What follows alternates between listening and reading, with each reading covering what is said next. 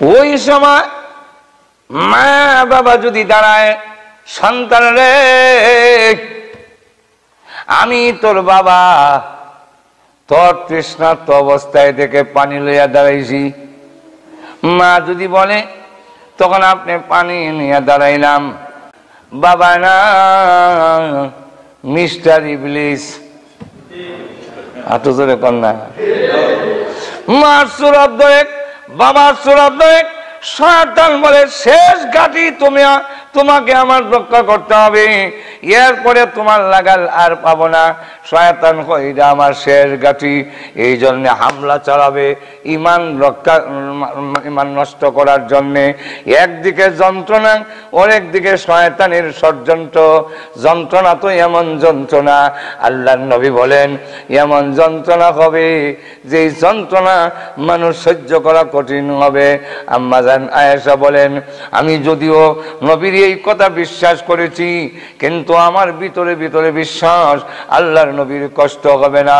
আল্লাহর নবী বিশ্ব নবী, আল্লাহর পরে যার সম্মান, সেই নবী কোনো কষ্ট হবে না। হে উম্মতে মুহাম্মাদিয়া, ও বিশ্বের মুসলমানেরা, আমি আয়েশা বলি শুনে রাখো, আমি বিশ্ব নবী রাহমাতুল লিল আলামিনের কাছে বসা, আমি তাকায় দেখি নবীজির চাদর দিয়ে ডেকে রেখেছি। হঠাৎ করে দেখি চাদরের ভিতরে একটা হাত এইভাবে টানে, আবার হাতটা লম্বা করে, এইভাবে হাত টানে, আবার হাতটাকে লম্বা করে, পাও এইভাবে টানতেছেন, আবার পা লম্বা করতেছেন। এমন কেন শুরু করলেন? চাদরটা আমি উঠাইলাম, তাকায় দেখি বিশ্ব নবীর মাথা মোবারক থেকে নিয়ে পা মোবারক পর্যন্ত এমন কোন পশম মোবারক নাই যেখান দিয়ে আল্লাহর নবীর গাম বের হয় নাই। সুবহানাল্লাহ। ইয়া আল্লাহ, আমাদের নবীজিকে স্বপ্নে চোখে দেখায় দিয়েন। আমিন।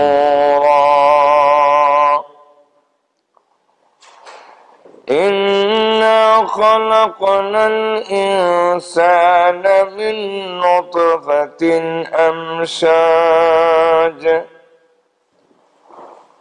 نبتليه فجعلناه سميعا بصيرا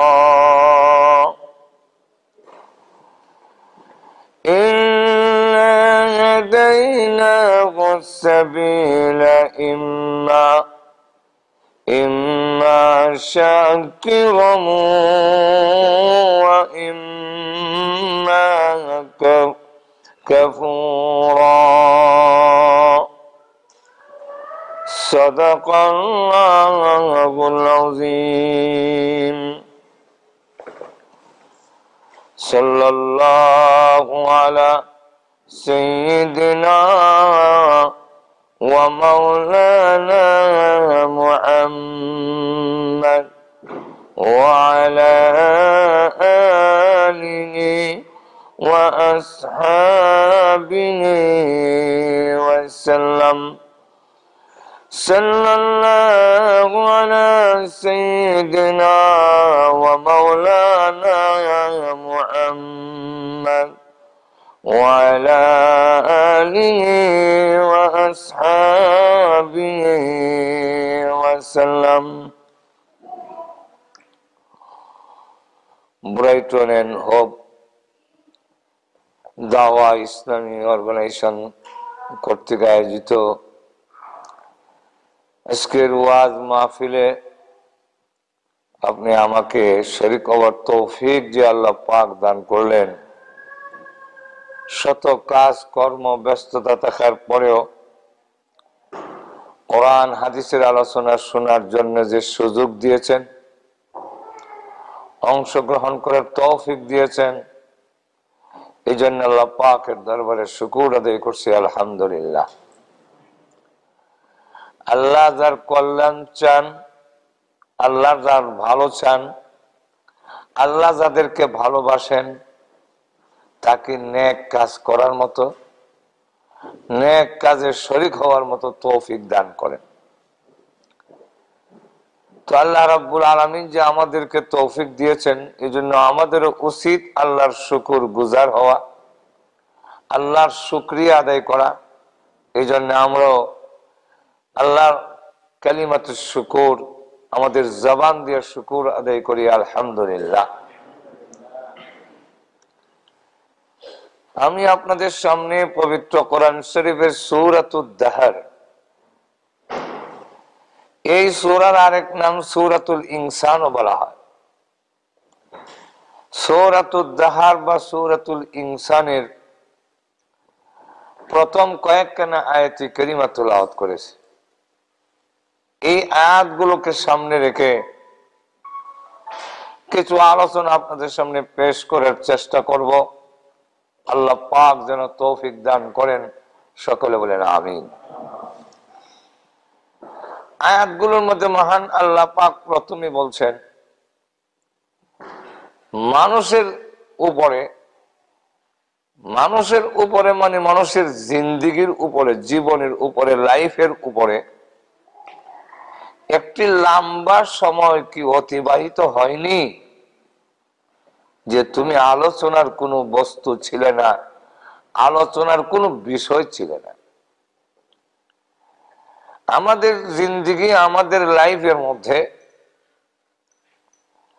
এমন একটি সময় অতিবাহিত হয়ে গেছে যে সময় আমি আলোচনার কোনো বিষয় নই, আমার আলোচনা কেউ আনে নাই, আমার কোনো প্রসঙ্গই উঠে নাই।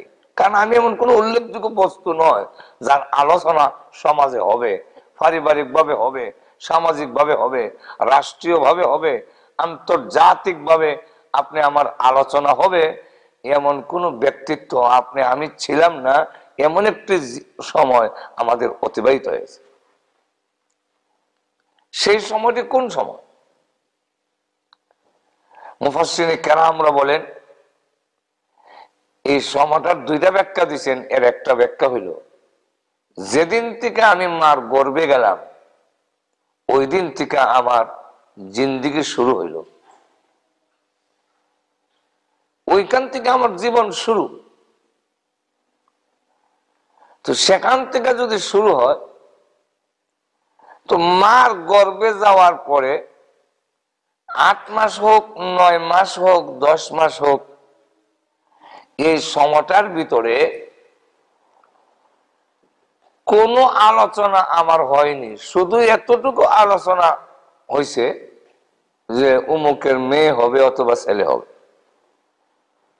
কিন্তু এছাড়া এই ছেলের শ্রেষ্ঠত্ব, মহত্ব, মর্যাদা, গুণকীর্তন, এই আমাদের দেশের গর্ব, আমাদের জাতির অহংকার, এই জাতীয় কোনো আলোচনা আমার হয় নাই যে সময় আপনার মার পেটে ছিলাম। আমার কথা বুঝেন না আপনারা? একটু ধরে বলেন, কিছু একটু হা না বললেন। মার গর্ভে থাকা অবস্থায় আমি কোনো আলোচনার বস্তুই ছিলাম না। মার গর্ভে থাকা অবস্থায় আজকাল তো একটু অগ্রসর হয়েছে, ছেলে না মেয়েরা আগেই জেনে ফেলে, কথা বুঝেন না? কিন্তু আল্লাহ যে কোরআনে বলছেন 5টা এলেম, 5টা জিনিসের জ্ঞান কিয়ামতের আগ পর্যন্ত একমাত্র আল্লাহ ছাড়া পৃথিবীর আর কেউ জানবে না। কোন নবীও না, কোন রসুল না, কোন সায়েন্টিস্ট, কোন দার্শনিক, কেউ জানবে না। এর একটা হইল ইন্নাল্লাহা ইনদাহু ইলমুস সাআ, পৃথিবীর মরণ যাকে কিয়ামত বলা হয়। আমার মরণ কোন সময় হবে এটা আমি নিজেও জানি না। যিনি রকেট আবিষ্কার করেছেন, যিনি চন্দ্রে গিয়েছেন, যিনি মঙ্গল গ্রহের স্নেপ নিচ্ছেন, যিনি গুগল তৈরি করেছেন, যিনি বড় মোবাইল আবিষ্কার করে দিয়েছেন, যে এখন লন্ডন বসে বসে বাংলাদেশে আপনারা আরেকজনের লোক সেরা দেখে দেখে কথা বলছেন, কথা বলছেন না? এত জিনিস আবিষ্কার করলো, কিন্তু ওই লোকটার মরণের ডেট কবে সে নিজেও জানে না। আমরা একটু আসতে বললেন, কারণ মহিলা আছে তো, শুনবে আপনাদের আওয়াজ। লক্ষ্য করে দেখেন, একটু সাহায্য করেনি কারণে যেহেতু আমি আরো অসুস্থ ছিলাম, একটানা 3 মাস ব্যাংকক চিকিৎসাধীন ছিলাম। চিকিৎসার পরে, অপারেশনের পরে আমার আওয়াজ সব চেঞ্জ হয়ে গেছে। ডাক্তারের জিজ্ঞাসা করলাম 7 মাস পরে যে আমার আওয়াজটা যে চেঞ্জ হয়ে গেল, এটা আবার জাগাত কবে নাগাদ পর্যন্ত আসতে পারে? তারা বলল আর কোনদিন আসবে বলে আমাদের জানা নাই। কিন্তু কিছুদিন পরেই মহান আল্লাহ আবার কথা বলার সুযোগ করে দিয়েছেন। এটা আমার বিশ্বাস। আপনারা দোয়া করছেন আর আল্লাহ দয়া করেছেন, এই জন্য আপনাদের সামনে কথা বলার সুযোগ হয়েছে। তো এখন আপনারা একটু না বললে আমি বেমারি মানুষের একটু সাহায্য হয়। আর যদি একটু মুর্দার লাগান বয়ে থাকেন, আমি কি কবরস্থানে কথা বলতেছি নাকি জিন্দা স্থানে কথা বলি, সেটা কোনো বোঝা যায় না।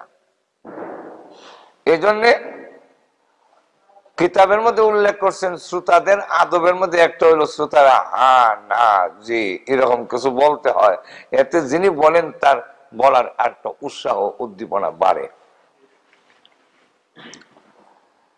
তো লক্ষ্য করে দেখেন, দুনিয়ার এত কিছু উন্নত হচ্ছে, কিন্তু কিয়ামত কোন দিন হবে, কত তারিখ পৃথিবী ধ্বংস হবে, আমার কিয়ামত কোন দিন হবে, আপনার কিয়ামত কোন দিন হবে, আপনিও জানেন না, আমিও জানি না, নবীও জানে না, ফেরেশতাও জানে না, পৃথিবীর কেউ জানে না।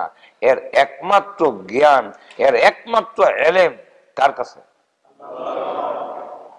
আল্লাহ নিজে বলছেন ইন্নাল্লাহা ইনদাহু ইলমুস সাআহ। আল্লাহ বলেন এর একমাত্র আমার কাছে রেখে দিলাম। কেন রাখলাম? মরণ যে আসবে এটা নিশ্চিত, পৃথিবী যে ধ্বংস হবে এটা নিশ্চিত। আপনার বিশ্বাস হয়নি? আপনারা যে মৃত্যু আসবে এটার মধ্যে বিশ্বাস আছে তো না? নদ নদী পাড়িয়া যখন এই যুক্তরাষ্ট্রে ইউকের মধ্যে, যুক্তরাজ্যে ইউকের মধ্যে এসে গেছেন, এই কারণে মনে হয় আর মরণের সম্ভাবনা এরকম নাকি? আল্লাহ বলেন যেখানেই থাকো মরণ তোমার কাছে যাবে। আইনামা তাকুনু ইউদরিকুমুল মাউত।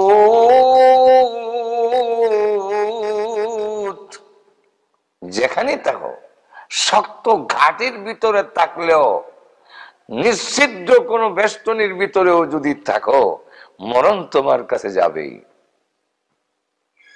কি বলেন? অন্য আয়াতের মধ্যে বলেন قل إن الموت الذي تفرون منه فإنه ملاقيكم। হে রাসূল আপনি বলে দেন, মরণ থেকে, যেই মরণ থেকে তোমরা পালাও, সেই মরণ তোমাদেরকে সাক্ষাৎ করবেই। ফাইন্নাহু মুলাকিকুম, তার সাথে তোমাদের সাক্ষাৎ হবেই। ইরার থেকে যতই আমরা চেষ্টা করি বাঁচার জন্য, সময় যত গয়ে যাচ্ছে, সময় যত অতিবাহিত হচ্ছে, আমরা কিন্তু আসলে মরণের দিকেই যাচ্ছি। আমরা বিশ্বাস হয় না? একটু জোরে বলে। আল্লাহ বলে ইয়া আইয়ুহাল ইনসানু ইন্নাকা কাদিউন ইলা রাব্বিকা কাদআন ফামুলাকি।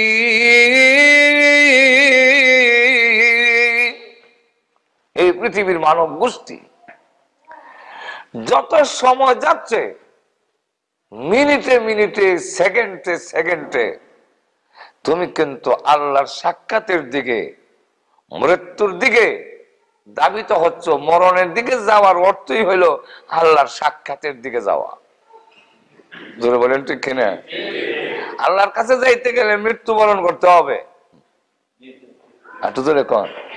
এই জন্য পরে বলবো সুযোগ যদি আসে, মৃত্যু যদিও কষ্টকর, মৃত্যু যদিও খুব কষ্টের জিনিস, কিন্তু আল্লাহকে যারা প্রেমিক বানায় নিছে তাদের জন্য মৃত্যু আনন্দের বিষয়। কারণ এই মরণ না হইলে আমি আমার প্রেমিকের কাছে যাইতে পারি না। অতএব প্রেমিকের কাছে বা প্রেমিকার কাছে যাইতে গিয়া মাঝখানের যত কষ্ট, সেই কষ্ট প্রেমিকের জন্য কষ্টকর হয় না, আনন্দের হয়। আর একটু জোরে বলেন। আর যখন নাকি যার কাছে যাবেন সেটা যাওয়াটা মন চায় না, যাইতে হইতেছে, তখন তার সফরটা সামান্য কষ্টের হইলো এটা অনেক বিশাল কষ্টের কারণ হয়।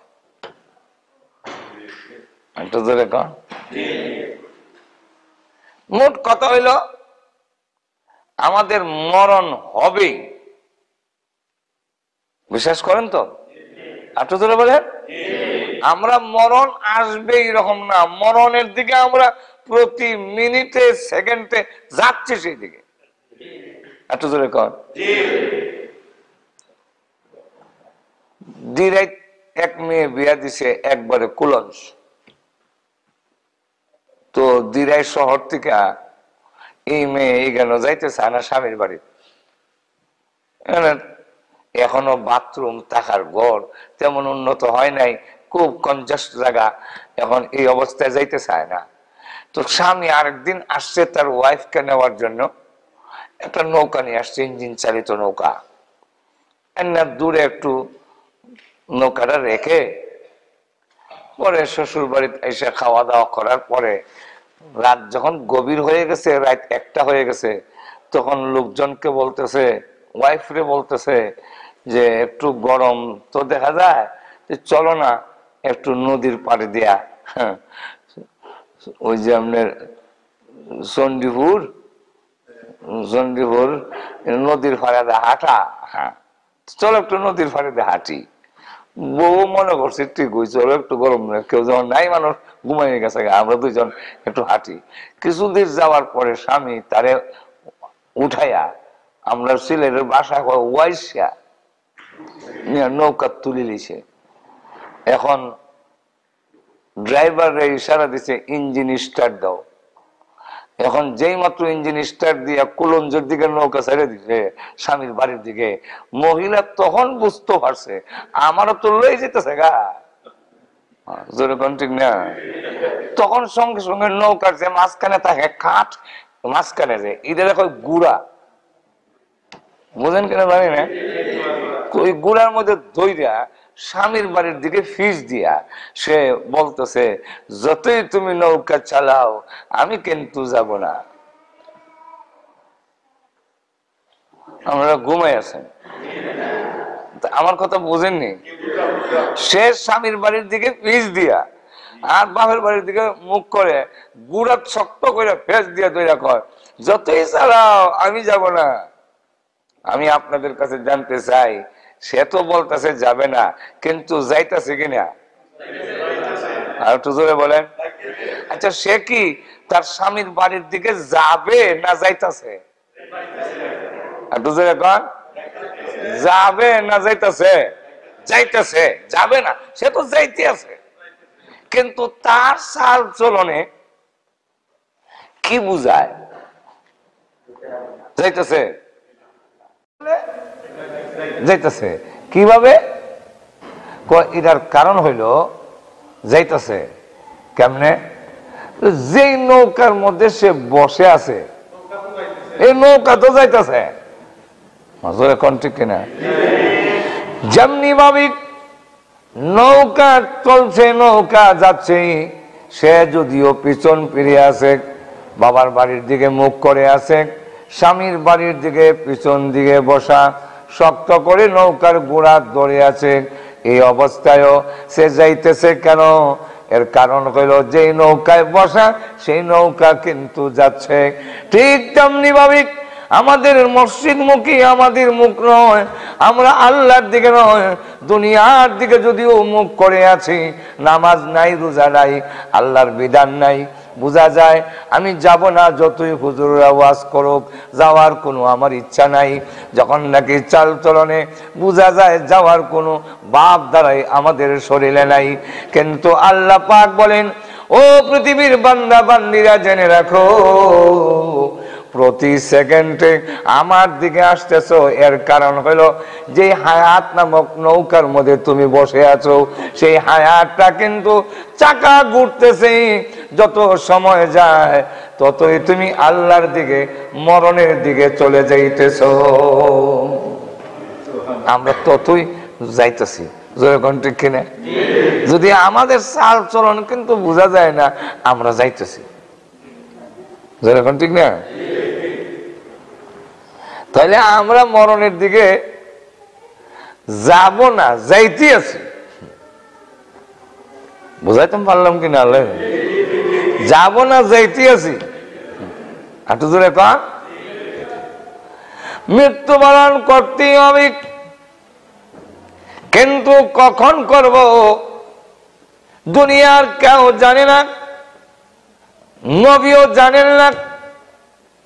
বিশ্ব নবী রাহমাতুল লিল আলামিনের কাছে জিবরাইল আসলেন। মিশকাত শরীফে এবং মুসলিম শরীফে হযরত ওমর ইবনুল খাত্তাব রাদিয়াল্লাহু আনহু থেকে বর্ণিত হাদিস। এই হাদিস প্রসিদ্ধ হাদিসে জিবরাইল নামে, এটা প্রসিদ্ধ হাদিস, সহিহ হাদিস। আল্লাহর নবীর কাছে জিবরাইল আসলেন মানুষের সুরত ধরে, মুসাফিরের বেশে, কিন্তু মুসাফিরের কোনো ক্লান্তিতা তার গায়ে নাই। মুসাফির হইলে যেভাবে ক্লান্তিতা থাকে, কাপড় চোপড় ময়লা থাকে, এমন কোনো ক্লান্তিতা নাই। নবীজির সামনে নামাজের সুরতে বসে প্রশ্ন করেন। সাহাবীরা বলেন, লোকটাকে তো চিনি না, কোথার থেকে গ্রাম্য একটা লোক এসেছে, প্রশ্ন করতেছে, ভালোই হইতেছে।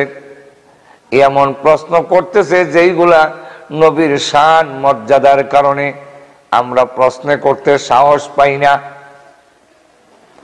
যেগুলা আমরা ডরে বয়ে রসুলরে জিগাই না, বিয়াদবিনী হয়। আর গ্রামের লোকেরা অনেক সময় সে নবীর শান মর্যাদা বুঝে না। আমরাও লেখাপড়া করার সময় দেখছি, যেই হুজুরের কাছে হাদিস পড়ি ওনার বয়ে আতঙ্কিত। গহরপুরের রাহমাতুল্লাহ আলাইহির কাছে হাদিস পড়ছি, বয়ে কোনো কিছু প্রশ্ন করতাম না, কি জানি বিয়াদবিনী হয়ে যায় কি, হুজুর এখন ঠিক না। কিন্তু গ্রামের লোক যখন আসতো তখন আর শান মর্যাদা বুঝে না, ডাইরেক্ট জিগাইলায়। ফেরেশতারা বলেন, সাহাবীরা বলেন, কোথাকার একজন মুসাফির এসেছে, নবীকে যেইভাবে প্রশ্ন করতেছে আমরা এইভাবে করতে পারি না, কিন্তু উনি যেই প্রশ্নগুলো করছেন এই প্রশ্নগুলো আমাদের ভিতরেও জানার আকাঙ্ক্ষা, আগ্রহ। সুতরাং ইবাদা প্রশ্ন করণে ভালো হইছে। আমার মাত বোঝা যায়নি, আপনারা বুঝুননি না? আরো সহজ করে কইতাম। ভাইরা আমার, লক্ষ্য করে দেখেন, রাসূলকে যখন প্রশ্ন করেন, নবীজিকে প্রশ্ন করেন, আখবিরনি আনিল ইসলাম, ইসলাম কাকে বলে ব্যাখ্যা দিয়ে আমারে বুঝান। সাহাবীরা বলেন, ইসলাম কারে কয়? এই কথাটা তো জানার আগ্রহ আমাদেরও ভিতরে, এরকম ঠিক না? রাসূল জবাব দিলেন, উনি বলেন, সাদাকতা, ঠিক বলেছেন। সাহাবীরা বলেন, আজাবনা, আমরা আশ্চর্য হয়ে গেলাম। ইয়াসআলুহু ওয়া ইউসাদ্দিকুহু, এইবার নিজেই প্রশ্ন করে আবার নিজেই কয় ঠিক কইছেন। তে তো বোঝা যায় জানে। একটু জোরে কন। জানে যদি প্রশ্ন করে, এখানে জান প্রশ্ন করে, এখানে প্রশ্ন করার তো উদ্দেশ্য হইল জানতো। আমাদের দেশে প্রশ্ন করার দুই পদ্ধতি, একটা হলো জানার জন্য প্রশ্ন করে, আর একটা হলো মোল্লারে আটকাই তো প্রশ্ন করে। প্রশ্ন শেখার থেকে শিখছে কারি আমুরিদ্দির কাছ থেকে। কারি আমুরিদ্দির যদি কারি সাপ ডাকে তাহলে কারির শব্দের কলঙ্ক। আর তো ধরে কন যে বেটা গান গায়, মসজিদ যদি আল্লাহর ঘর হবে নদী কেন ভাঙ্গে, কোরআন যদি আল্লাহর কিতাব হবে তেল চুরায় কেন খায়, ও মোল্লাজি কোরআন বুঝা বলনি আমরা আবার খুশা দেয়। এই জাতীয় কথা বললে ইমান থাকে না। আর একটু জোরে বলেন, মসজিদ যদি আল্লাহর ঘর এত নদী ভাঙ্গে, নদী তো ভাঙ্গে ওই আল্লাহর ঘর নাই। তেল চোরা কোরআন শরীফ না পড়লে তো দেখলে আমরা দেশ পাতায় তেল চোরা খাইলাই, এর লেগে তার কথা হইলো তেল চোরা যদি কোরআন খাইলাই তে আল্লাহর কিতাব কিতাব তোমরা কিতাব বুঝতে পারো। তার কাছ থেকে শিক্ষাইয়া প্রশ্ন করে হুজুরে ইমাম সাহেবরে, উদ্দেশ্য হইলো আটকাইতো। এইভাবে কাউকে আটকানোর উদ্দেশ্যে প্রশ্ন করা সম্পূর্ণ হারাম। এখানে ইদার মতলব তাকে তাইলে বেইজ্জত করতো। আর জানার জন্য প্রশ্ন করেন সওয়াব, কারণ জানার জন্য প্রশ্ন করার উদ্দেশ্য হইল আমল করতো।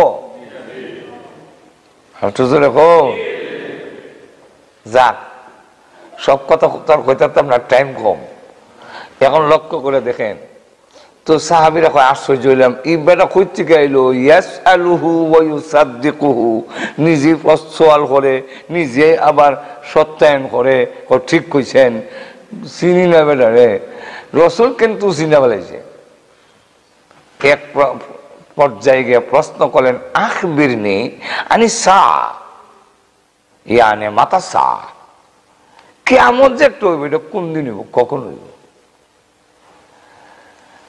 আল্লাহ রাসূল বলেন মাল মাসউলু আনহা বিআলামা মিনাস সাইল, প্রশ্নকারী যেমন জানে না কিয়ামত কোন দিন হবে, যারে প্রশ্ন করা হইছে উনিও জানেন না কিয়ামত কোন দিন হইব।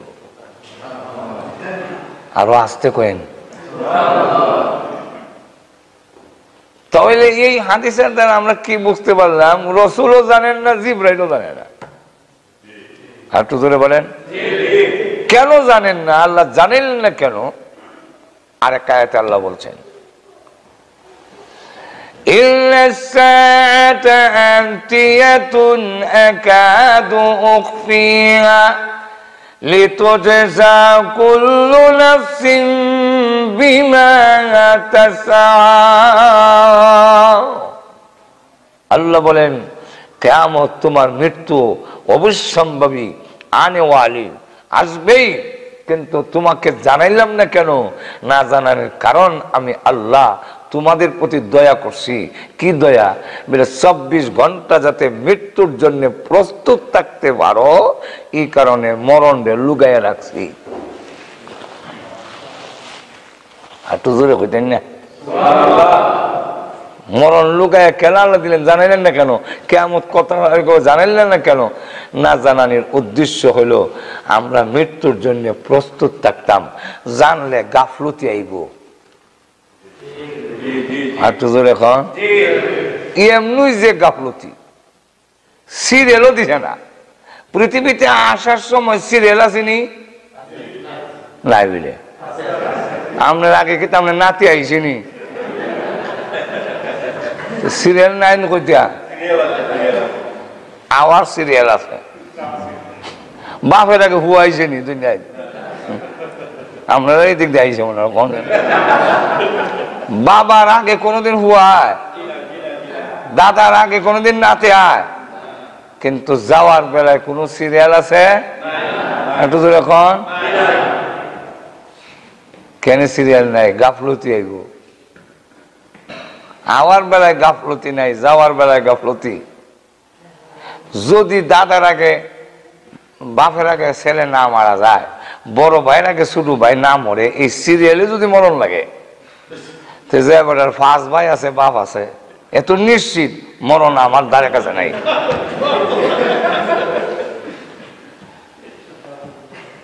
ঠিক না?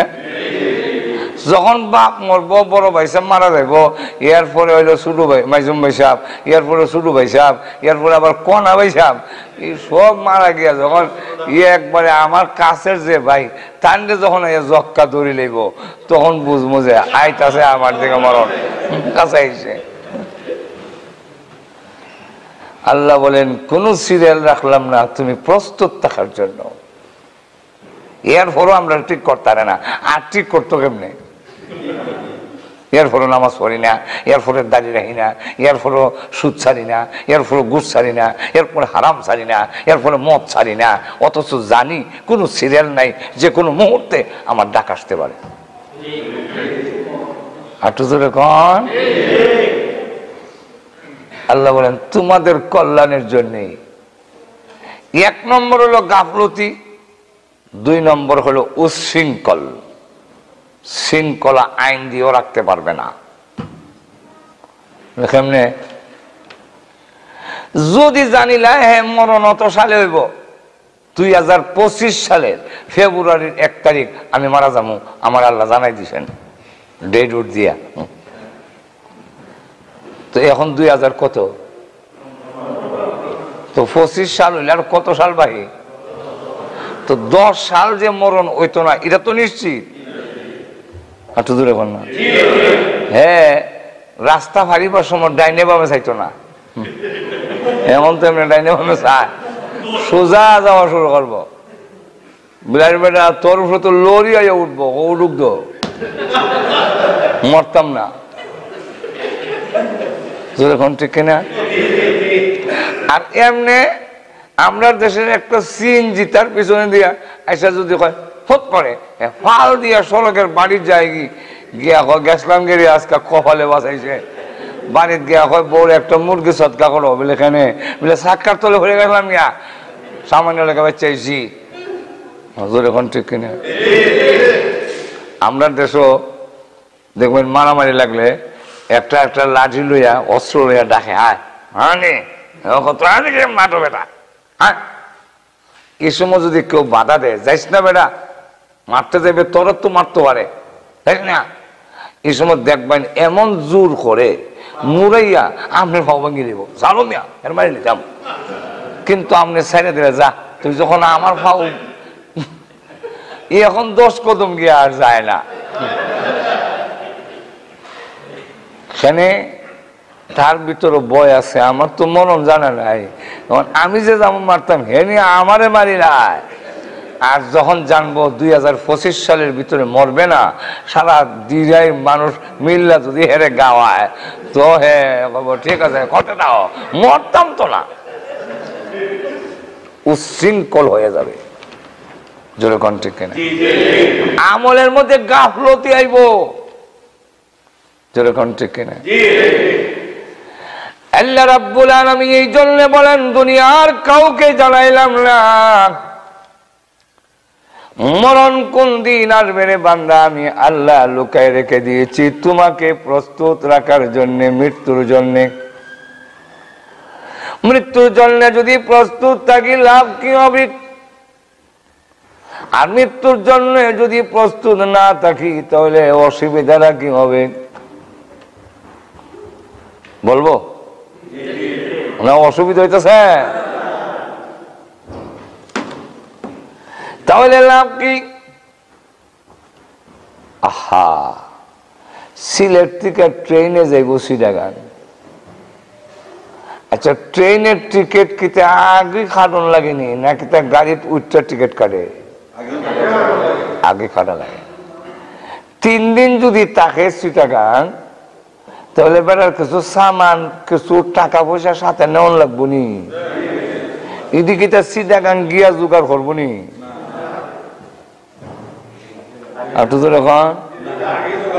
আগে জোগাড় করা লাগবো। এরপরে টিকিট কাইটা টাকা পয়সা সব পকেটে লইয়া ব্যাগের ভিতরে কাপড় চোপড় লইয়া এরপরে গিয়ে স্টেশন বইছে। তো আমরা বাংলাদেশে গিয়া স্টেশনে বইয়া স্টেশন মাস্টারের জিগায় আমি যে ট্রেনটা দিয়া চিটাগাং যাইমু এটা কই আছে এখন? তো স্টেশন মাস্টার খবর হয়েছে না গাড়ি এখনো কই আছে। এখন বেঞ্চিত বইয়া অপেক্ষা করতে হয়। যেরকম ঠিক না, আপনাদের দেশে হয়তো ওই ওর মধ্যে স্ক্রিনের মধ্যে উঠে যায় আর 5 মিনিট পরে ট্রেন আইব। আর আগে তো কোনো এখনো তো স্ক্রিন মিস্ক্রিন বাংলাদেশও নাই, এগুলো বইয়ে তেমন লাগে ট্রেন কই আছে কই তো মানে না। এখন এই সময় বই সব প্রস্তুত করে রেডি, এমন সময় বিয়ে এসে ও কই যাবেন বলে সিটাগাং, টিকিট কাটছেন বলে হ্যাঁ, সব রেডি আছে তো বলে যে ট্রেনের কোনো খবর হয়েছে বলে না হয় নাই। তো চলেন আপনারে বন্দর বাজার নিয়ে একটু মিষ্টি খাওয়াই। কবি ট্রেন আই বললে আর খবর হয়েছে না আয়েন বাংলাদেশের ট্রেন। বিয়ের কথায় ফামে গেছে কি মিষ্টি আইতো, টিকিটটা তো হয়ে গেছে চাউলের দোকানও, আর ব্যাগটা তো হয়ে গেছে এক ফাঁড়ের দোকানও, সাথে যে ব্যাগ আছে এটা লয়ে কই যাইতো। বেটা গেছে কি বন্দর বাজার মিষ্টি আইতো, মিষ্টি আইনা দিছে কাটা চামচ দিয়া মিষ্টিরে গুতা দিয়া মুখের কাছে আনছে এমনি খাইব। এমন সময় শুনে ট্রেন উইশাল দিছে, আয়া যায় আয়া পড়ছে ওনাই আবার ছাড়ি দিব। এমন সময় বেড়া এখন রসগোল্লা মোহনা দিয়া চামচের মধ্যে লটকাইয়া কি যে ফেরেশান, একবার বয় একবার রবি আয়, আমার টিকিট কই, ব্যাগ কই, আমি কই, আর আমার ট্রেন কই। মজুর এখন ঠিক না, এই লোকের হতাশার সীমা থাকবে না। হতাশা বুঝুন, আমার মাত বুঝুন আপনারা, হ্যাঁ না কইেন হতাশার সীমা। আর বিয়ের কথায় যদি না যাইতো, বুয়া থাকতো, এবারের ফেরেশানির কোনো কারণ নাই। ট্রেন এসে টিকিট আছে, সিট নম্বর দেওয়া আছে, সামান আছে, ফেরেশানির কোনো কারণ নাই। তখন বিয়ে যাইবেন না বললেন না, তা আমি আপনার কাছে বই ট্রেনও তুললে দিয়ে যাবো, বিয়ে তো জায়গা কমনে। তো বিয়েও বসা, ট্রেনও উঠছে, ট্রেনে উঠা দরজার দাঁড়াইয়া, এখন ট্রেন যখন ছেড়ে দিছে বিয়ে আট লড়াইয়া টাটা দেয়, টাটা। আর একটু জোরে এখন বিয়ায় হাসে, আল্লাহ ঘুমে গেছেন না কেলে, মানে কি করে পেরেশানির কারণ নেই।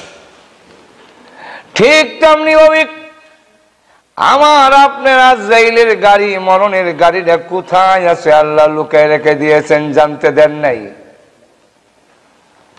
কবরের টিকিট কেটে পরকালের লম্বা জিন্দেগীর সফর অর্জন করো।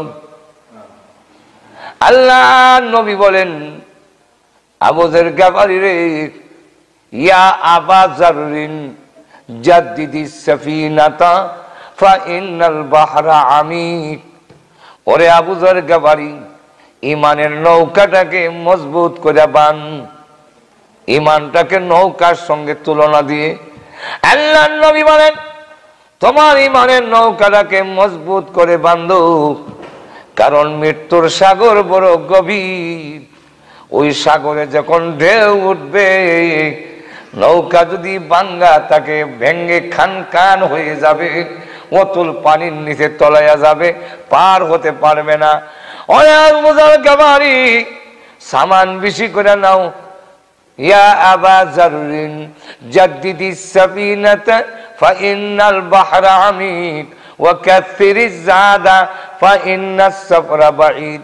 ওরে আবু যর গফারি, সামান বেশি করে নাও।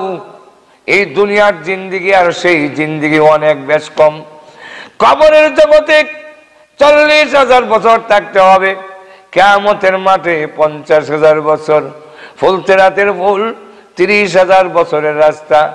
সফর বড় লম্বা, সামান যদি না থাকে রে, কেউ তোমাকে সাহায্যকারী পাবে না। জোরে কোন ঠিক কিনা, আরো জোরে বলেন। সামনের সফর বড় লম্বা, লম্বা সফর।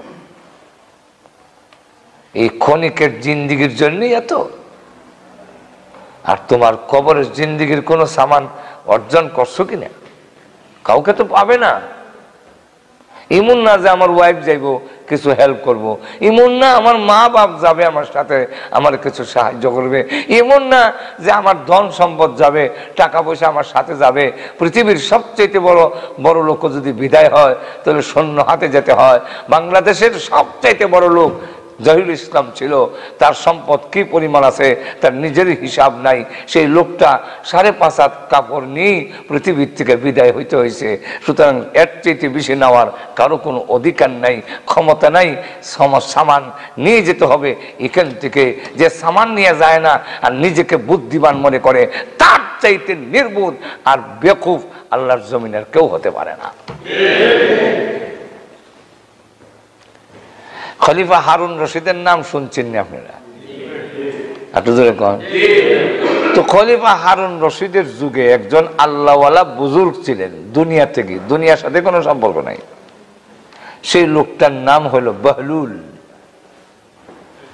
সেই বাহলুল আল্লাহওয়ালা লোকটা বাদশাহ আবার জানে যেহেতু খলিফা হারুন রশিদ কোন নেককার, খলিফা হারুন রশিদ নেককার, তাহাজ্জুদ পড়নেওয়ালা, কিন্তু এর পরও বড় লোকরা যতই দিনদার হয় গরিব দেখলে কিছু নাক ছিটকাই ওই।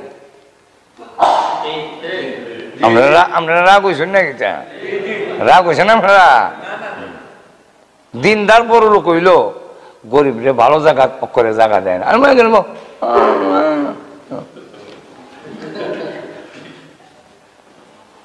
খলিফা হারুন রশিদ যদিও আল্লাহওয়ালা কিন্তু বহলুলের মতো তো না। সে হইল খলিফা আর সে হইল নিঃস্ব, কিন্তু আল্লাহর কাছে তার চাইতে কোটি গুণ দাম ওই লোকটার। তো একদিন একটা লাঠি দিয়া কয়, এই বহলুল, এই লাঠিটা তোরে দিলাম, তোর চাইতে কোনো বেয়াকল বেকুফ, বুঝুন না ওরে দিলাইস। তাহলে কি বুঝাইল কথার দ্বারা? নিজে সম্রাট, নিজে খলিফা, অনেক বুদ্ধিমান, অনেক দামি।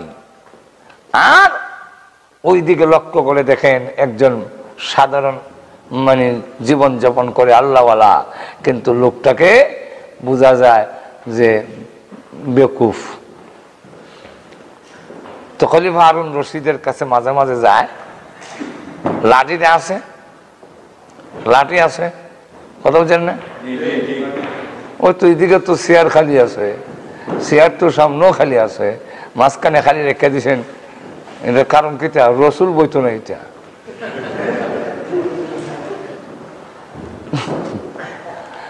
এমন লক্ষ্য করে দেখেন,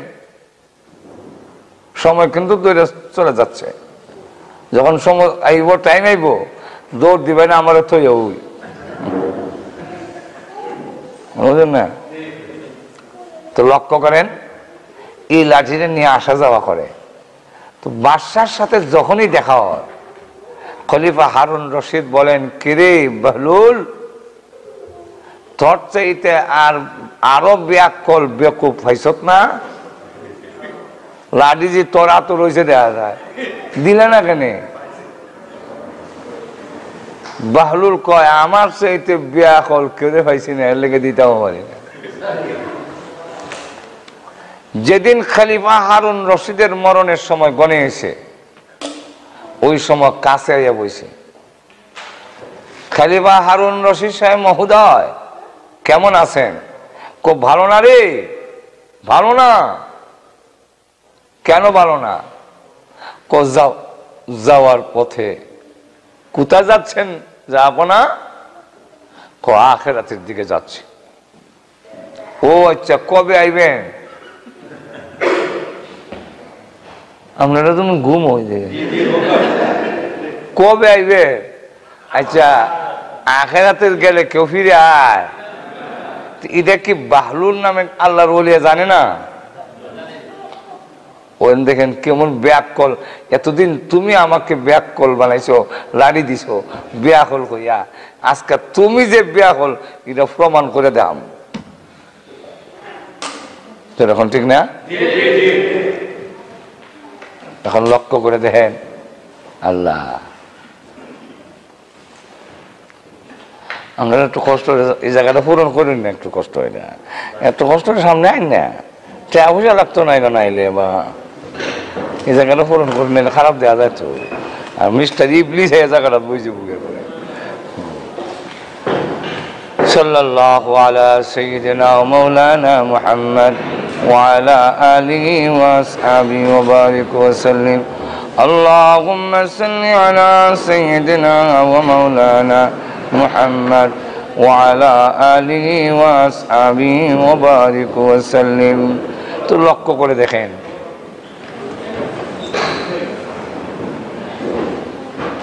ভাইয়ের আমার, খলিফা হারুন রশিদ বলেন, কি রে বহলুল, তোরে তো জায়গাটা নিরাপদ কিনা? বহলুল, আমার সাথে যেমন তামসা খরচ রে,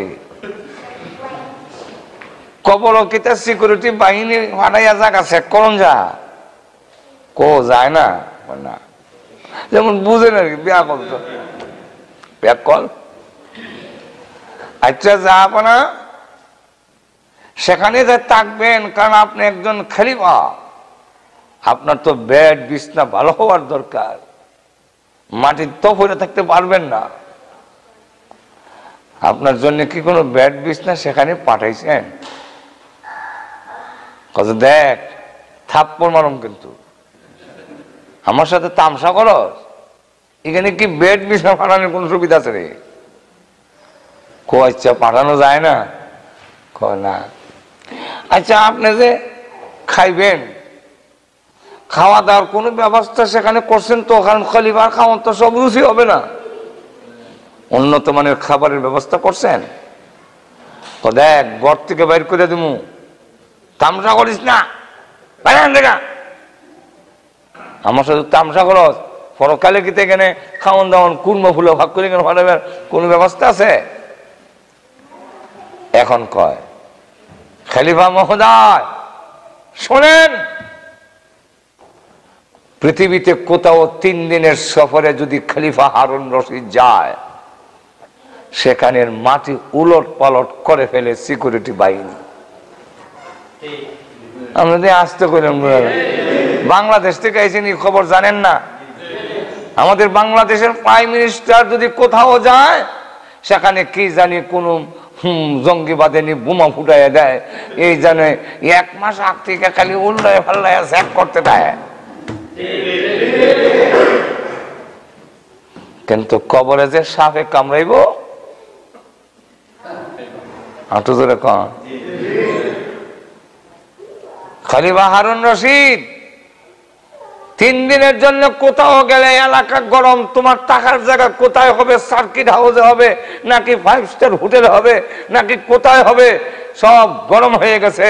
তুমি যদি 3 দিনের জন্য সফরের কোথাও যাও, কত উন্নত মানের খাবারের আয়োজন, আর এখন নিজেই বলতেছো লম্বা সফরে যাবে, তোমার কোনো সামান নাই, তোমার কোনো সেখানে সিকিউরিটি বাহিনী দিয়ে জায়গা চেক করাও নাই, সেখানে তুমি উন্নত মানের টাকার ব্যবস্থা করনি, তুমি সেখানে জেনে শুনে বলতেছো লম্বা সফর আর কোনোদিন ফিরে আসবে না, কিন্তু সেখানে খাবারের কোনো ব্যবস্থা করলে না, তাহলে তোমার চাইতে নির্ভর, তোমার চাইতে ব্যাকুল আল্লাহর জমিনে আর কেউ হইলাম না, তাই তোমার দেওয়া লাঠিটা তোমার কাছে ফেরত দেয়া গেলাম, নাও।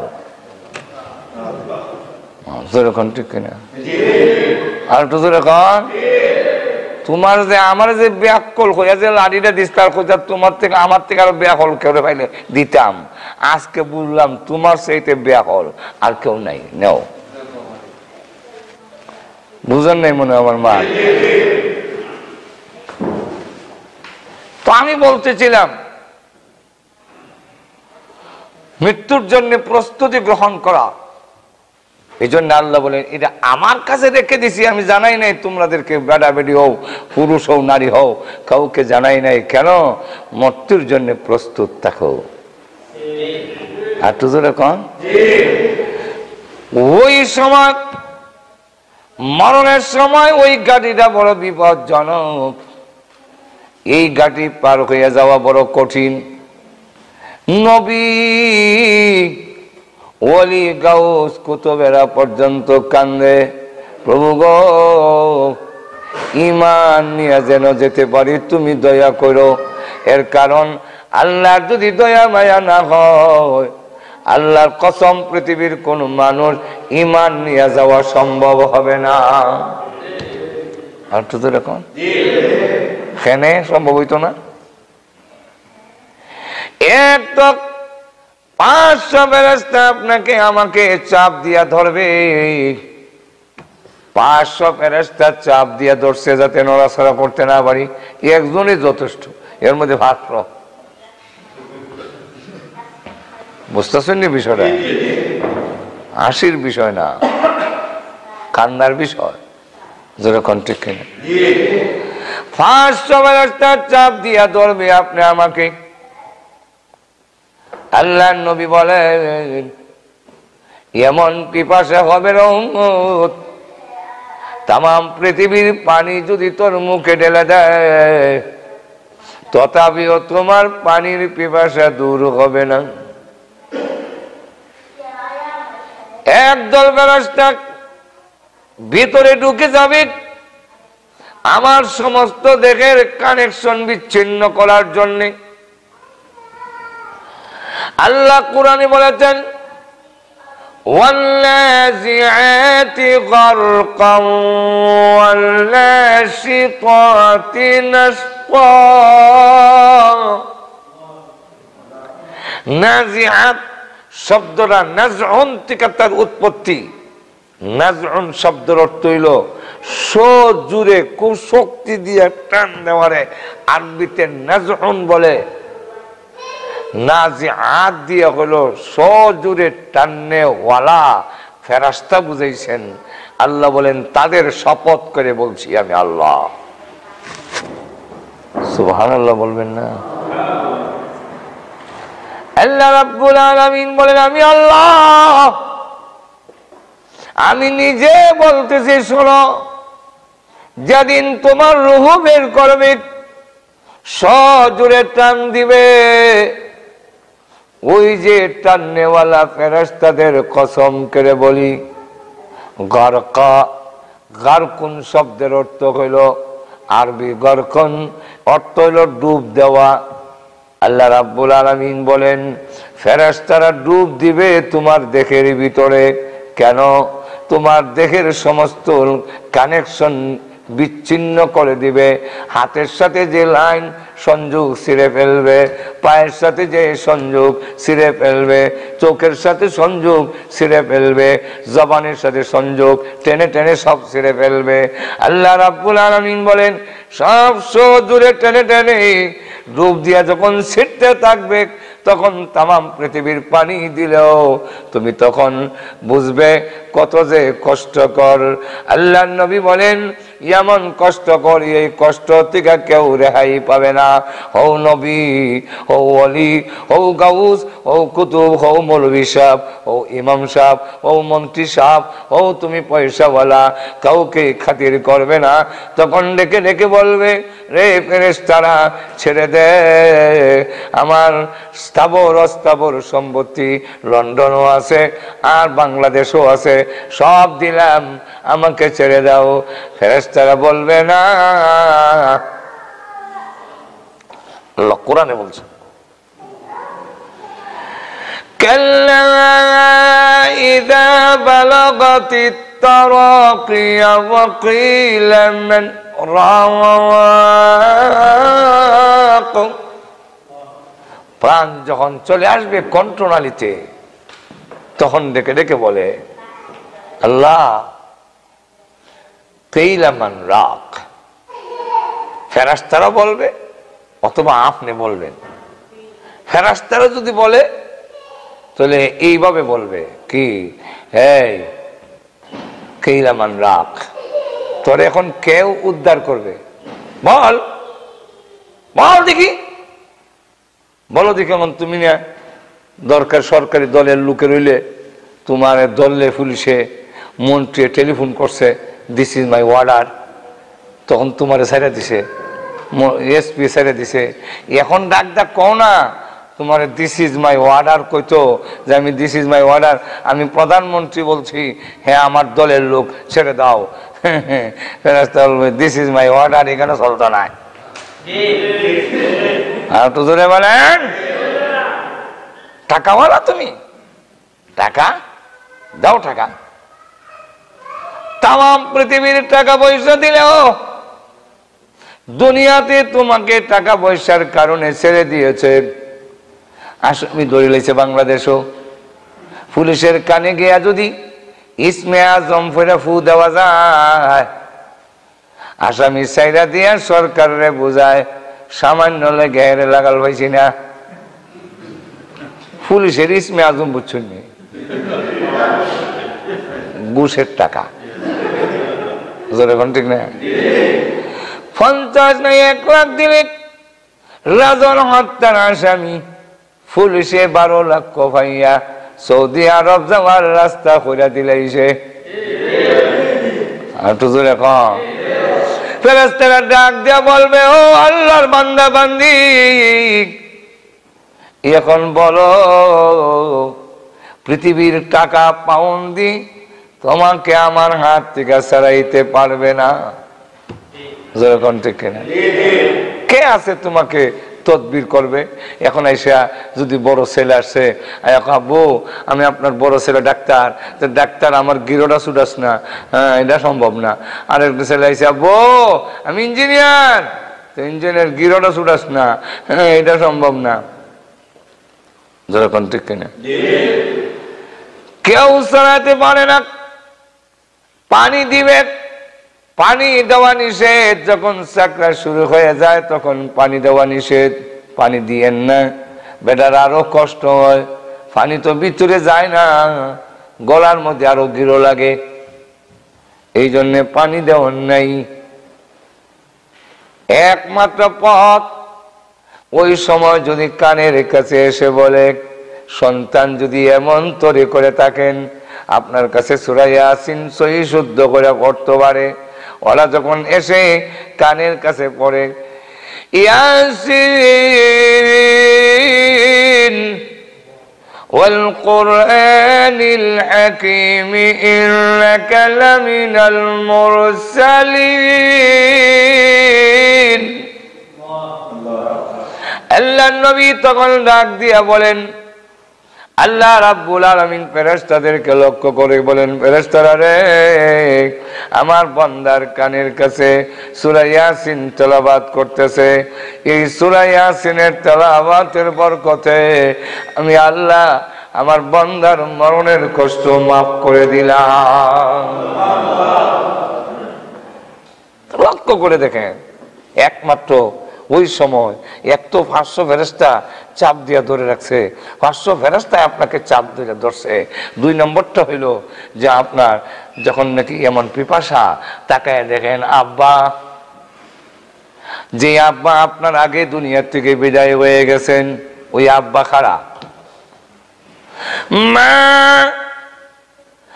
আপনার সামনে খাড়া, ছেলেকে লক্ষ্য করে বলেন, ছেলেরে তোর আগে দুনিয়ার থেকে আমরা আইছি, মোল্লা মুন্সি আলেমুল আমার কথা একটু ঠিক না, জান্নাত জাহান্নাম বলতে কিছু নাই, কিচ্ছুই আমরা পাইছি না রে বাবা, তুই মানিস না।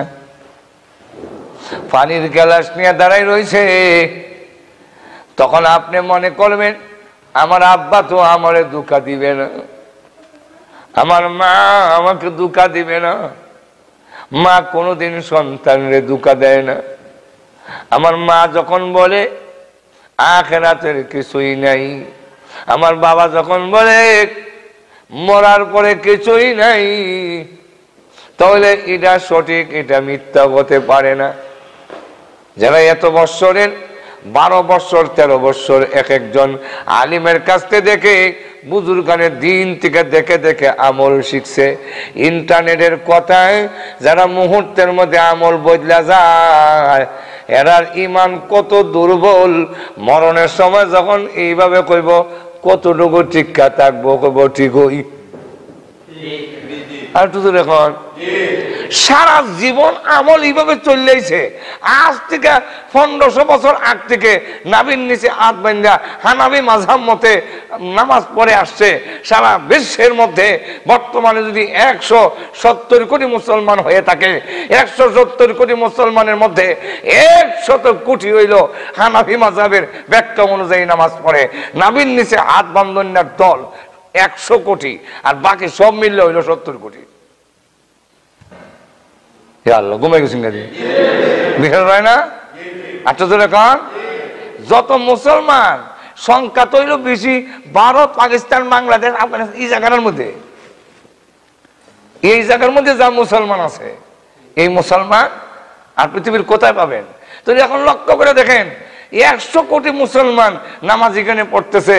আর এটা আজকে নয়, অনেক দিন ধরে ইমাম আবু হানিফা রাহমাতুল্লাহ আলাইহি, যিনি সাহাবী দেখেছেন, সাহাবীর কাছ থেকে তিনি বর্ণনা করেছেন, তার ব্যাখ্যা অনুযায়ী তার মাযহাব, তার ব্যক্তিকে মানি না, তিনি কোরআন হাদিস অনুযায়ী যেটা আমরা কোনটা আমল করব, একাধিক হাদিস যেখানে আছে কোনটা আমল করব এটা না হিডা, কোনটা উত্তম হবে, কোন হাদিস আগে কোনটা পরে, রাসূল কোনটা আগে আমল করছেন কোনটা পরে আমল করছেন। হ্যাঁ, হাদিসে তাকলিদ হবে না, কোনটা আগে আছে কোনটা পরে আছে। কোরআনে তাকলিদ হবে না, কোন আয়াত আগে নাযিল হইছে কোন আয়াত পরে নাযিল হইছে। মদের আয়াত আগে নাযিল হইছে, মদের মধ্যে লাভও আছে ক্ষতিও আছে, এই আয়াতও কোরআনের মধ্যে আছে।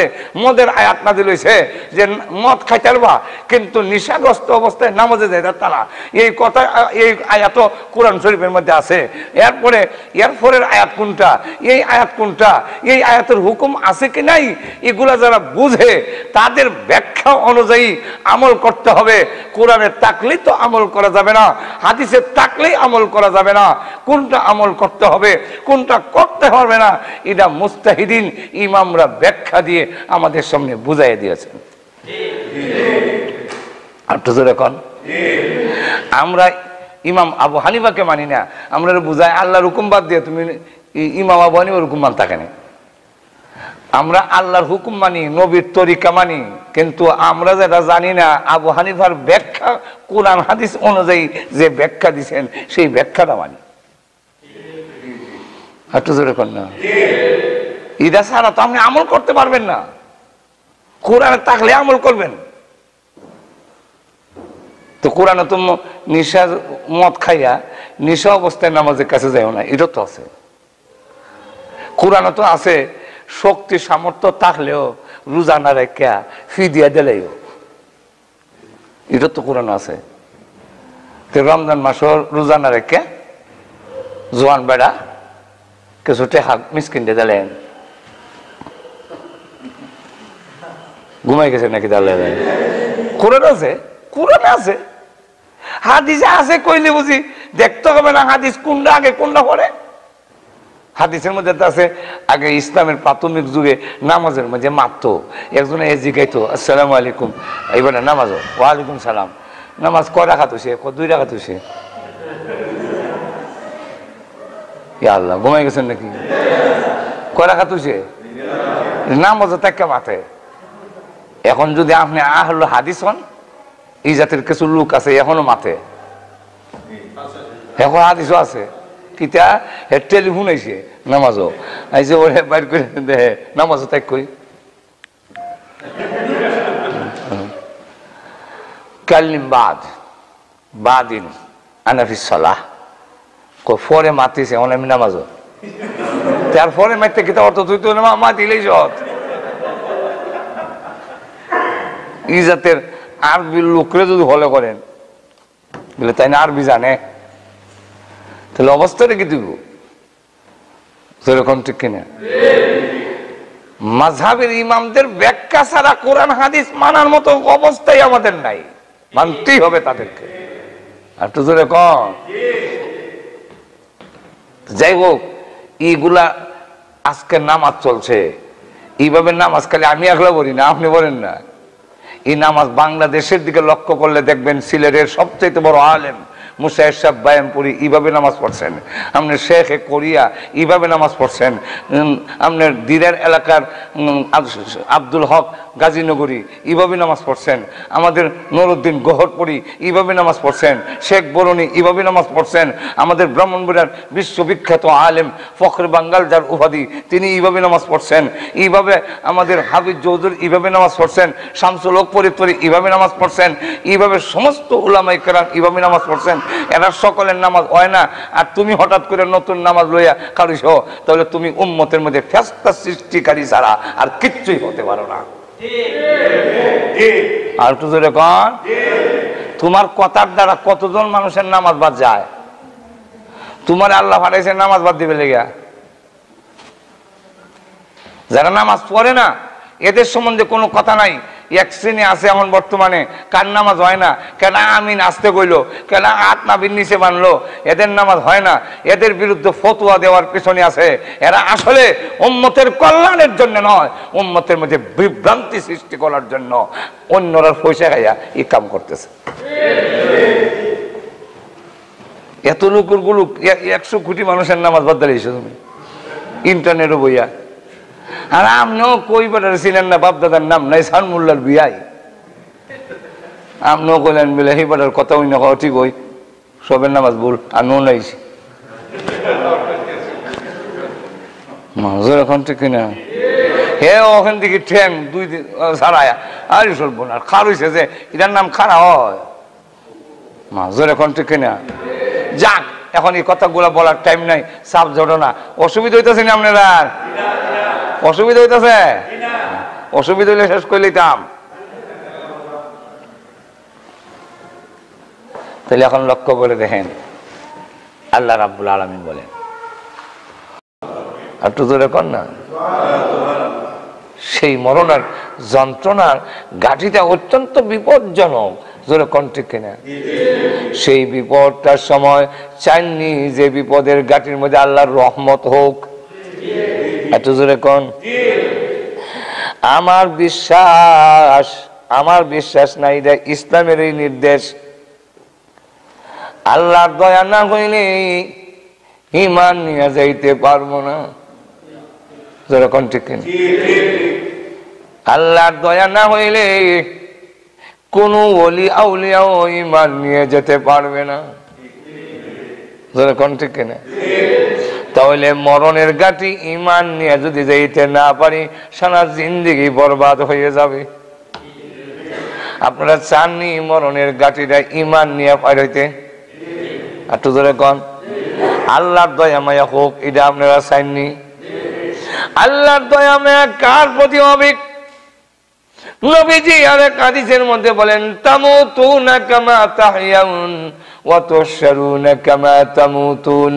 আল্লাহর নবী বলেন, চাল চলন যার ভালো হবে মরণ তার ভালো হবে।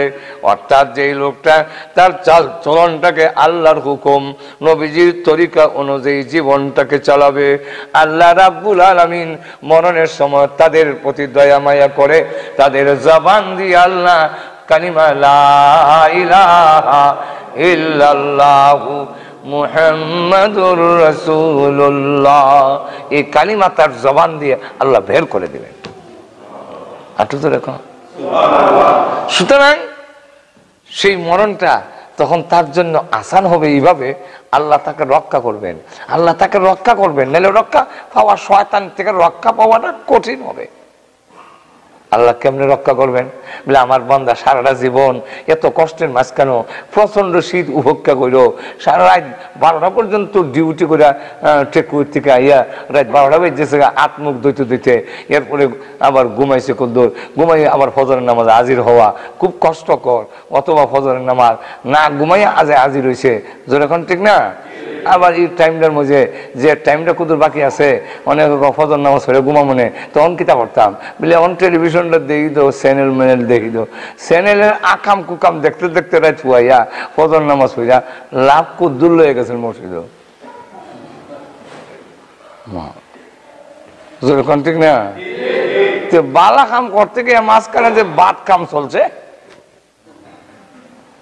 মজাক থাকতাম কিছু ঘুমান, নাইলে যদি ঘুমের আর আপনার মোবাইলের মধ্যে অ্যালার্ম দিয়ে রাখেন যে আমার যেন ফজরের টাইমে তুলে দেয় আমার অ্যালার্মে, আর নাইলে যদি না ওই ঘুমান তো কোরআন তেলাওয়াত করেন, কিছু সময় চোখের পানি ছেড়ে দিয়া আল্লাহর দরবারে কান্দা 2 রাকাত নামাজ পড়েন। যদি আপনার চোখ দিয়া শেষ রজনীতে কান্দা আপনার চোখ দিয়ে পানি বের হয়ে যায়, আল্লাহ রসুল জানাই দিয়েছেন এই চোখের জন্য জাহান্নামের আগুন হারাম। যাক, আল্লাহ বলে এত বড় কষ্ট করে আমার বান্দা নামাজ পড়ছে রে, সুদ খাইছে না, ঘুষ খাইছে না, মদ খাইছে না, আমার বান্দা বান্দি বড় কষ্ট করছে।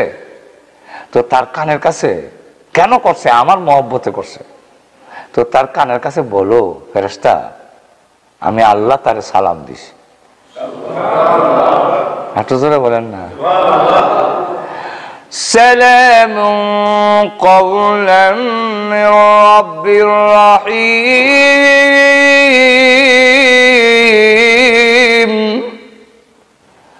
বলো তোমার রব্ব রহিমের পক্ষ থেকে সালাম। একটু আসতে করেন সুবহানাল্লাহ। যদি বলতাম যে শেখ হাসিনা আপনারা সালাম জানাইছে, তো মনে হয় চেয়ার থেকে ভালো হয়ে গেলেন বলে না।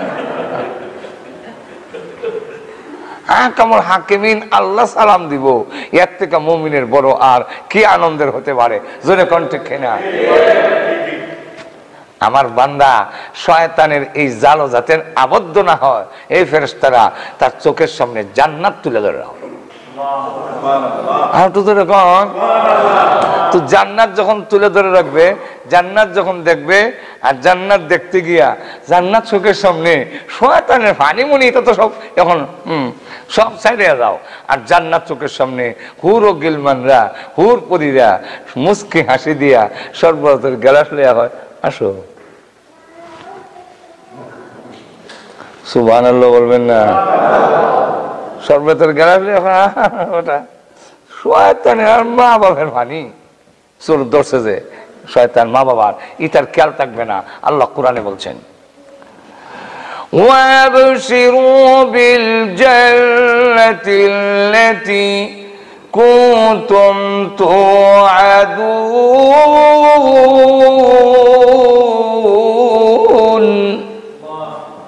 আল্লাহ রাব্বুল আলামিন বলবেন জান্নাতের সুসংবাদ দাও, আমার বান্দারে জান্নাতের সুসংবাদ দাও, আর বলে দাও যে সে যেন ভয় না করে, চিন্তা না করে, আমি আল্লাহ রাব্বুল আলামিন তার জন্য জান্নাতের যা ওয়াদা করছিলাম সেই জান্নাত তারে দেখাইয়া দাও। আর জান্নাত দেখবে, বালাখানা দেখবে, হুর পরি যখন দেখবে তার মরণের যন্ত্রণা যে কোন ফাঁকে তা গেছে এ কইতে পারে না। আর তো জোরে কন। এই কারণে মৃত্যু যদি ভালো হইতে হয়, চাল চলন চলাবিরা ভালো হইতে হবে। আল্লাহ নবী বলেন তামুতুনা কামা তাহইউন, চলন ভালো যার, মরণ ভালো তার, মরণ ভালো যার, কবর হাসর ভালো সব তার। হাঁটু তো এখন ঠিক না?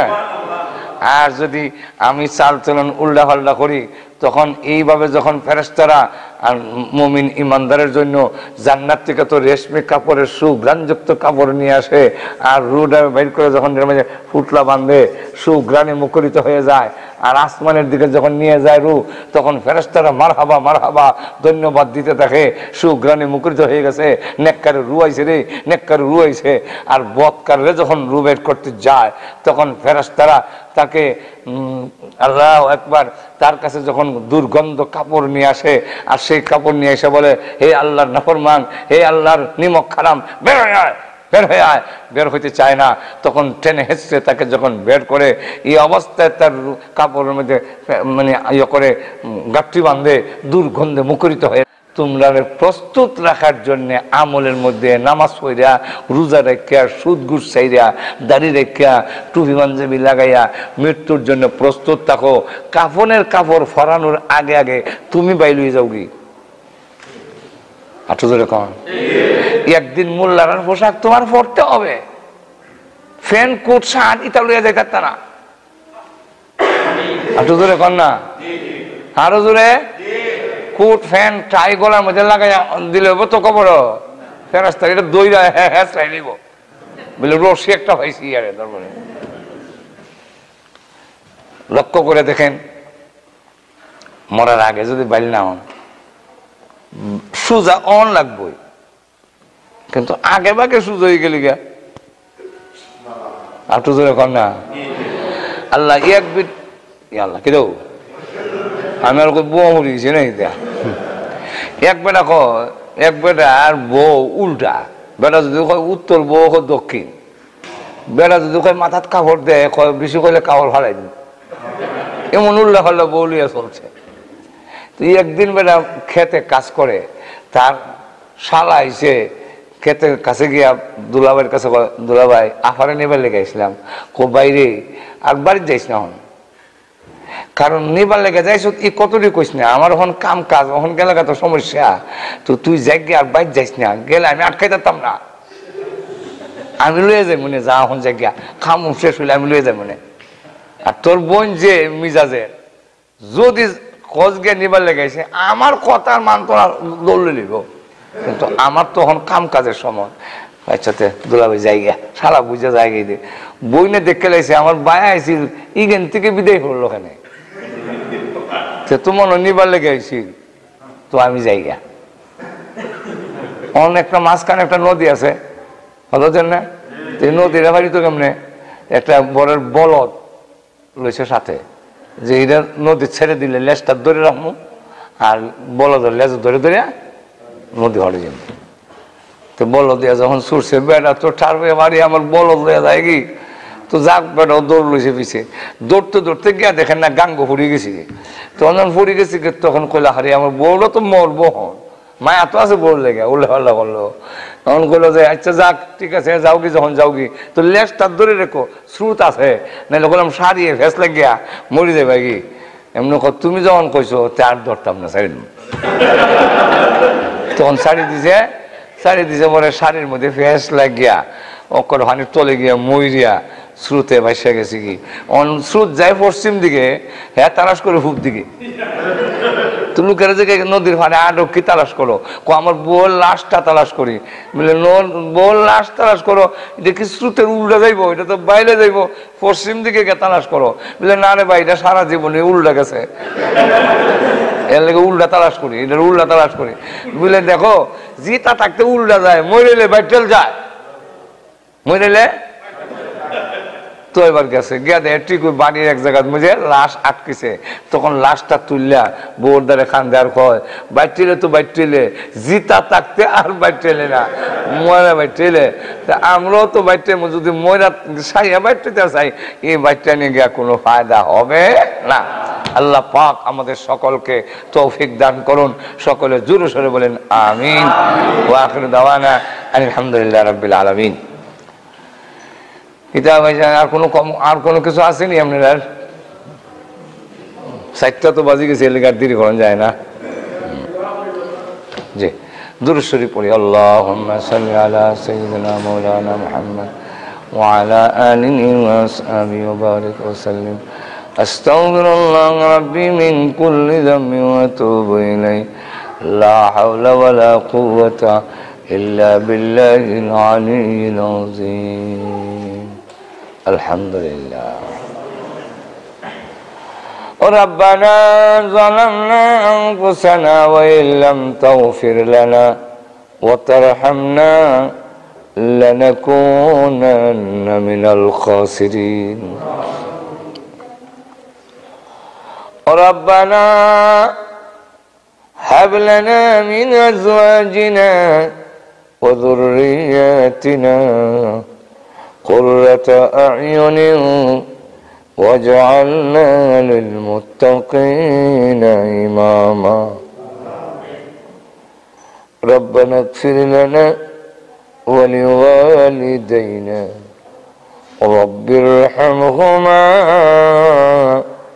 كما ربياني صغيرا رب العالمين সারা জীবনের গুনার বোঝা মাথায় নিয়ে গুনার উপরে শর্মিন্দা আর লজ্জিত হয়ে আলেম ওলামা নিয়ে সাদা দাড়ি ওয়ালা মুরব্বী নিয়ে নওজোয়ান ভাইদের নিয়ে মাসুম বাচ্চা নিয়ে পর্দার আড়ালের নেককার মা বোনদের নিয়ে আমি গুনাহগার মুসাফির অবস্থায় হাত বাড়াইলাম, মেহেরবানি করে গো আমাদের জিন্দেগির গুনারে মাফ করে দাও।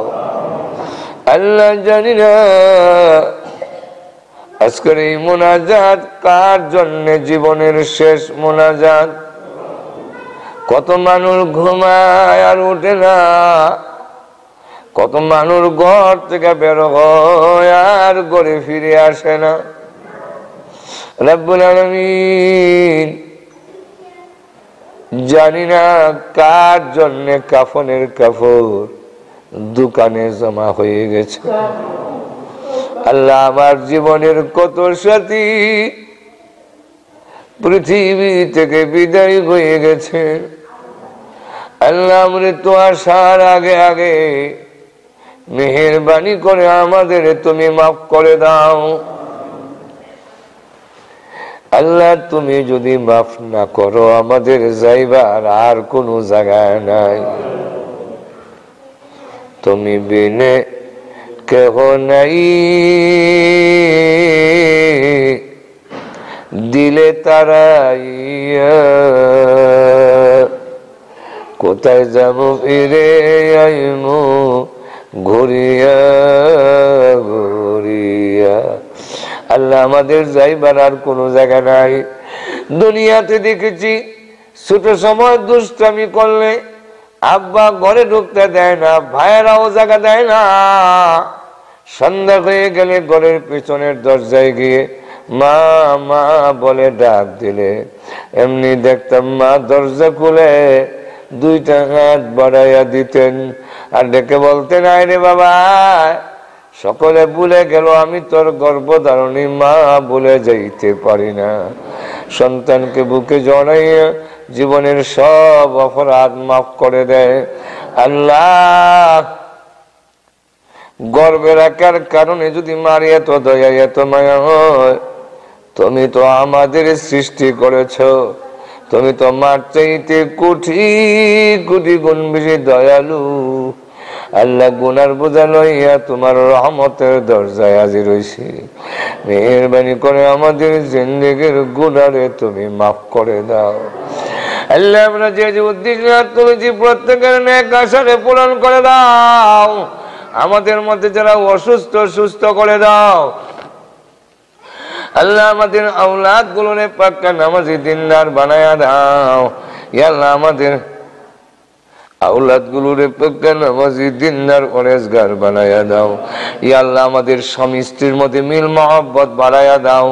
ইয়া আল্লাহ আমাদের স্ত্রী সন্তানকে আল্লাহ তুমি আয়াতে তৈবা দাও। ইয়া আল্লাহ ইয়া আরহামার রাহিমিন আজকের মাহফিল আয়োজন যে করেছেন আল্লাহ দাওয়া আল্লাহ ইসলামী অর্গানাইজেশন এই সংগঠনটা তুমি কবুল মঞ্জুর করো। আল্লাহ প্রত্যেকরে মিল মহব্বতের সাথে ঐক্য হয়ে থাকার তৌফিক দিও। ইয়া আল্লাহ এই মাহফিলে যারা হাজির হয়েছেন আল্লাহ ইয়া রব্বুল আলামিন, আল্লাহ মাহফিলের উসিলা আমাদেরকে তুমি মাফ করে দাও। হে আল্লাহ, আল্লামা জুবাইর আহমেদ আনসারী হুজুর আর আমাদের মাঝে নাই। হুজুরকে আল্লাহ তুমি জান্নাতের উচ্চ মাহকামালা দান করুন। এই উসিলা আমাদেরকে তুমি মাফ করে দাও। আমিন ইয়া রব্বুল আলামিন।